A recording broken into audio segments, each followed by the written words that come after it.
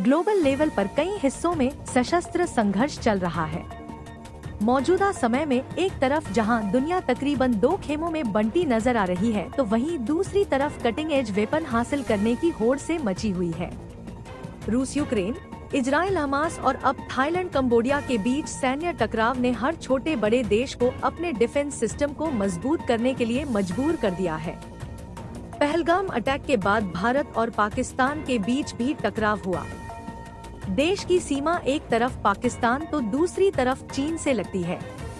इन दोनों देशों का भारत के प्रति व्यवहार और रवैये से पूरी दुनिया वाकिफ है। भारत भी इस बात को अच्छी तरह से समझता है। यही वजह है कि भारत सेना के तीनों अंगों इंडियन नेवी, इंडियन आर्मी और इंडियन एयरफोर्स को लगातार अपग्रेड करने में जुटा है। इसके तहत इंडियन नेवी प्रोजेक्ट के तहत नेक्स्ट जनरेशन डिस्ट्रॉयर डेवलप करने में जुटी है।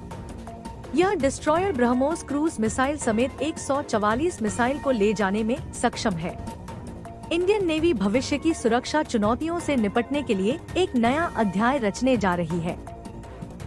प्रोजेक्ट 18 के तहत भारत अपनी अब तक की सबसे बड़ी और सबसे अत्याधुनिक विध्वंसक युद्धपोत डिस्ट्रॉयर की सीरीज विकसित कर रहा है, जो न केवल आकार में मौजूदा विशाखापट्टनम क्लास से बड़ी होगी, बल्कि तकनीकी दृष्टि से भी कई गुना ज्यादा सक्षम होगी। करीब 13,000 टन वजनी यह युद्धपोत इतना विशाल होगा कि अंतर्राष्ट्रीय मानकों के अनुसार इसे क्रूजर श्रेणी में भी रखा जा सकता है। यह आकार और मारक क्षमता के लिहाज से भारतीय नौसेना का सबसे उन्नत और शक्तिशाली युद्धपोत होगा।